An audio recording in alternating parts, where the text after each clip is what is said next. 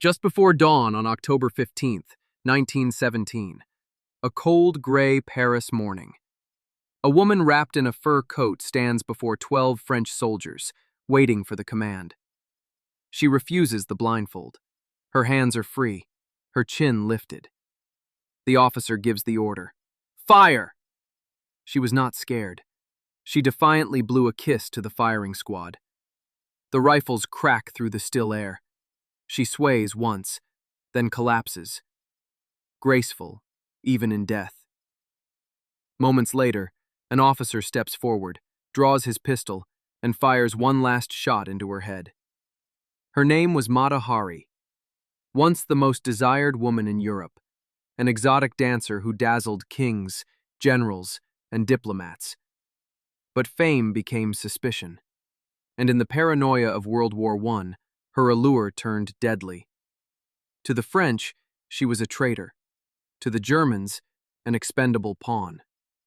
To history, she remains a mystery, the line between truth and legend forever blurred. Was Mata Hari truly a spy who sold secrets for money and passion?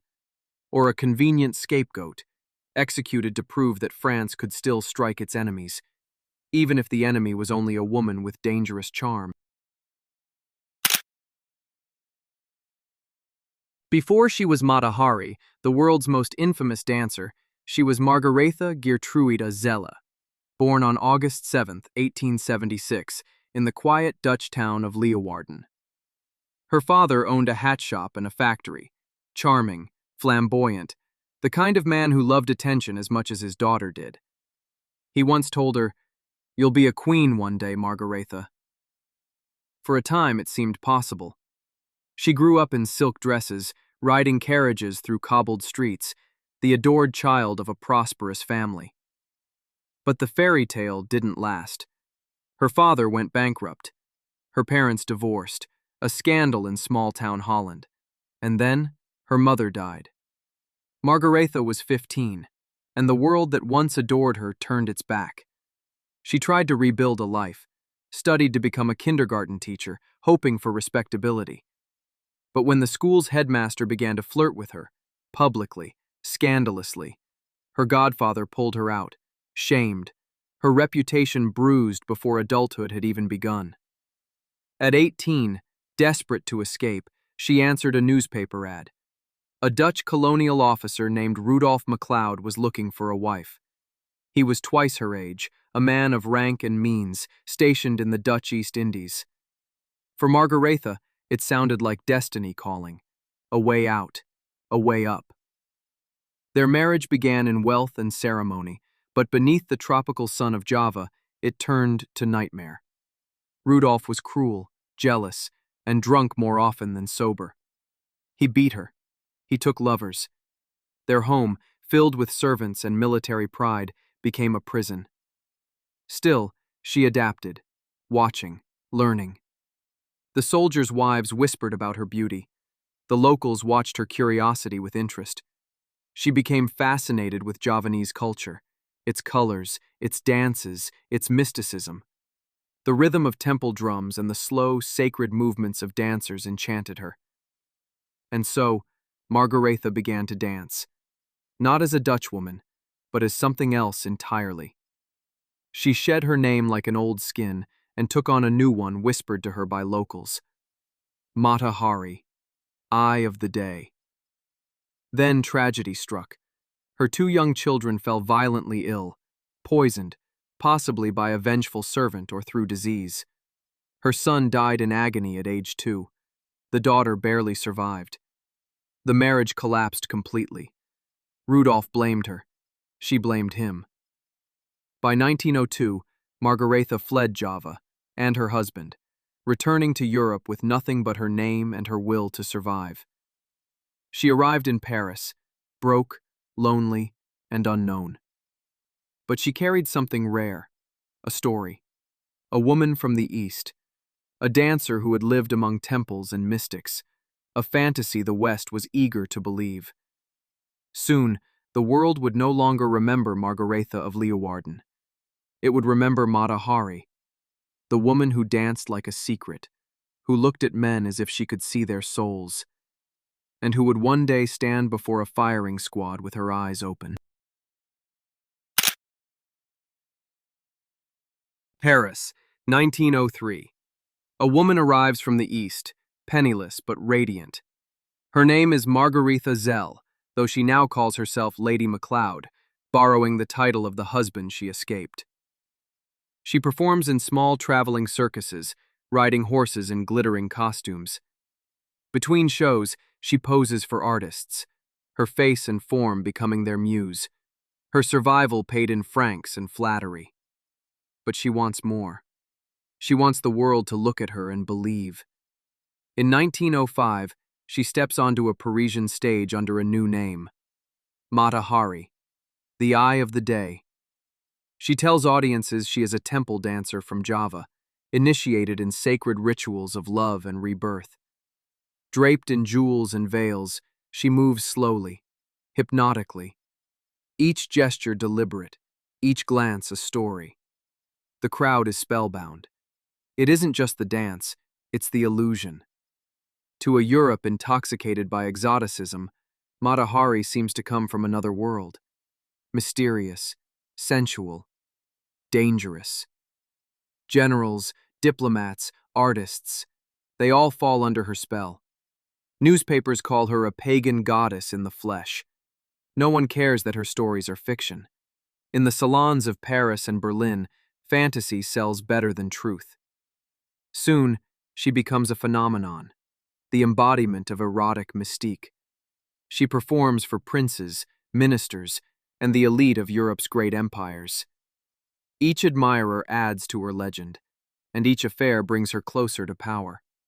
She dines with officers who command armies, flirts with men who shape nations, and collects gifts from them all. Jewels, money, promises. To some, she's a courtesan. To others, an artist. To herself, she's a survivor. A woman with no country, no husband, no security. Only the ability to make powerful men feel as though they are the center of her universe. But behind the satin and applause lies a harsher truth. Paris is cruel to those who grow older. And Mata Hari, already in her 30s, feels time stalking her from the edges of every mirror. Younger dancers appear, imitating her every move. By 1910, there are dozens of Mata Haris performing across Europe, each cheaper, bolder, more shocking. Critics turn against her. They say her art is not sacred, it's provocative, that she hides mediocrity behind mystery. The same papers that once praised her now mock her as a fading illusion. Her finances collapse again. The jewels pawned, the apartments abandoned. The glamorous men who once adored her drift away. She begins to perform less, and by 1912, her legend is already fading. Still, she adapts, always adapting. If she can no longer rule the stage, she will rule the salons. She becomes a courtesan, not merely to survive, but to command the intimacy of those who matter. Officers, diplomats, industrialists. She is no longer just a performer. She is a confidant, a listener, a shadow at the side of men who shape history. Then, in 1914, the world erupts. The Great War tears through Europe. Borders close. Lovers vanish. The lavish theaters turn dark. The elegant hotels become barracks. The champagne nights end in silence. For a woman like Mata Hari, survival means reinvention. Once again. She moves between neutral countries, the Netherlands, Spain, Switzerland, seeking work, seeking safety, seeking men who can still afford her company. But war has changed everything. Every border crossing, every conversation, every whisper becomes suspicious. And soon, both French and German intelligence begin to notice her. She seems perfect, beautiful, well-traveled, fluent in multiple languages, with lovers in every capital. She can move between nations freely as a neutral Dutch citizen. She can charm generals, overhear secrets, cross lines others cannot. In the eyes of the world's spy masters, Mata Hari looks like opportunity, the ultimate weapon wrapped in silk and perfume. For the first time, her legend becomes more than performance. It becomes power. But behind that power waits danger, and the stage she is about to step onto will not have an audience, only executioners. By 1916, Europe was bleeding, millions dead, empires collapsing. And into this chaos walked a woman dressed in furs and jewelries. Mata Hari, the enchantress who had once danced before kings. Now she danced on the edge of a knife. In neutral Madrid, she met Karl Kali, a German officer. He handed her 20,000 francs, an enormous sum in wartime. Payment for information? Or perhaps, as she later claimed, compensation for her lost possessions, seized during the war. To her, it was survival. To French intelligence, it looked like treason. Soon after, French cryptographers intercepted coded German transmissions. They spoke of an agent, H-21, a glamorous woman, traveling freely, connected to high-ranking officers. It had to be her. But there was a hidden truth, one she would never live to know. Historians later discovered the Germans had deliberately sent those messages in a compromised code, knowing the French could read them. They wanted to expose her, or distract French intelligence with a convenient scapegoat. Whether by malice or strategy, Mata Hari's name was now stained forever. Still, she believed she could play both sides. She met with French officers in Bordeaux, German officers in Spain, even couriers from neutral nations. She spoke of peace, of gathering information for France. She saw herself not as a traitor, but as a woman trying to navigate survival in a man's war. But to the French, there was no nuance. A foreign woman with lovers in Berlin and Paris, a dancer who crossed borders with ease, dining with generals from both sides. To them, she wasn't a patriot. She was a perfect suspect. French intelligence chief Captain Georges Ledoux had once promised her work as a spy for France. He had encouraged her ambitions, fed her illusions of intrigue and importance. But soon, he turned on her. When the messages naming H-21 appeared, he didn't defend her. He used them. To him, Mata Hari was no longer an ally. She was evidence. The myth she had built, the mysterious, powerful woman who controlled men, now worked against her. No one believed her innocence, because no one believed such a woman could be innocent. In February 1917, she checked into the Hotel Élysée Palace in Paris. She was exhausted, sick, and unaware that French agents had been watching her for weeks. On February 13th, they came for her. A knock at the door. A voice. "Madame, you are under arrest for espionage." They found no secret codes, no weapons, no evidence of plots. Only her letters, her perfumes, her silks. But perception had already become reality. The papers would soon call her the deadliest woman in Europe. Her name, once synonymous with beauty and mystery, was now whispered with disgust. Spy, traitor, whore. In truth, she may have been guilty of naivete, not treason. She thought she was manipulating powerful men, but in the game of nations, she was the one being played. When she was led away from the hotel, she still held her head high. Even then, Mata Hari believed her story would end with redemption. But her greatest illusion, the belief that she controlled her own fate, had already been shattered. The woman who once danced before emperors was now about to face the cold machinery of war, politics, and paranoia. And this time, no charm could save her. By the summer of 1917, France was breaking apart. The trenches were filled with mutiny. The dead outnumbered the living. The nation needed an enemy, someone to blame. And in a cold cell at Saint Lazare prison, they found her. Mata Hari, Once the toast of Paris, the exotic dancer who made generals blush, now became the perfect villain. A foreigner, a courtesan, a woman who had crossed too many borders and too many men. The war machine needed a symbol of treachery. She would do perfectly. Her court-martial began in July 1917. It was less a trial, more a stage play, and she was its tragic centerpiece. There was no real evidence, no intercepted documents, no witness to espionage, no proof of secrets sold. What they had were fragments, love letters, hotel bills, gossip from jealous officers. But to the French military court, truth no longer mattered. Only the story did. The prosecutors painted her as a demon wrapped in silk, a woman who, with a glance, could undo entire armies. They called her a monster in human form, the spy who killed thousands of French soldiers. They accused her of seducing officers to extract military secrets, of sending men to their deaths not with bullets, but with kisses. The irony? Most of the men she was accused of betraying had been dead long before she ever met them. Facts, however, were irrelevant.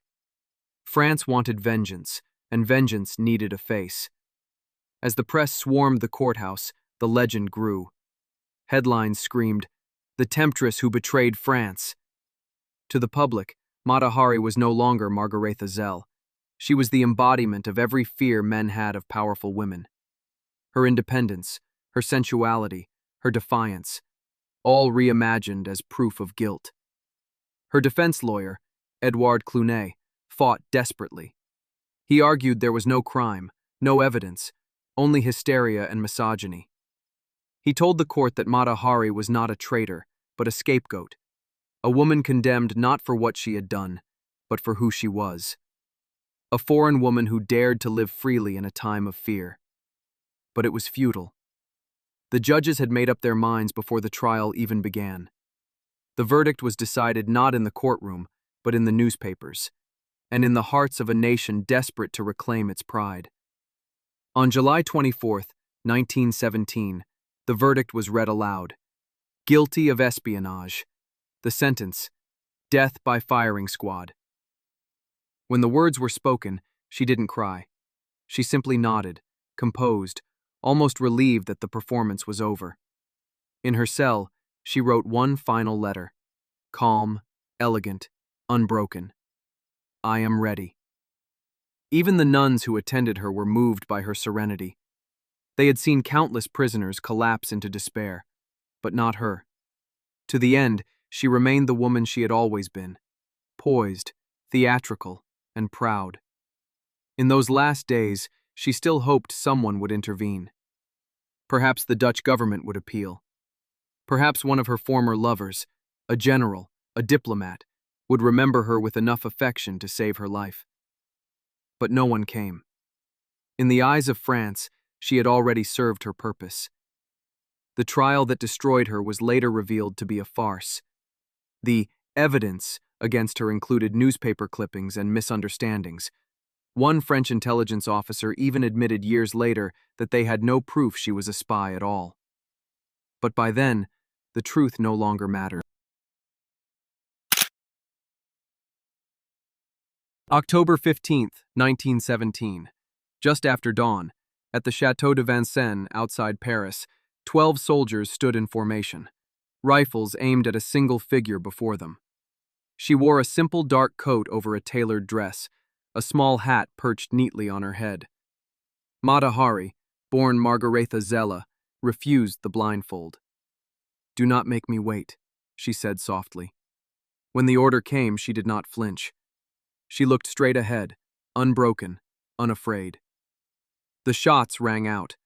Her body swayed, then fell slowly to the ground, graceful even in death. A non-commissioned officer walked up, pulled his revolver, and delivered the final shot to her temple. The legend of Mata Hari was sealed with a single bullet. For decades, her name would live on, whispered in bars, painted in pulp novels, reinvented on film screens. To some, she was the ultimate femme fatale, the exotic seductress who played both sides in the Great War. To others, she was an innocent woman destroyed by fear, politics, and misogyny. It would take nearly a century for the truth to emerge. When the French military archives were finally declassified in 2011, historians discovered what the world had long suspected. There was no solid evidence Mata Hari ever passed secrets to the Germans. The intercepted messages that condemned her had been intentionally falsified. The Germans themselves had used her name, knowing French intelligence would believe it.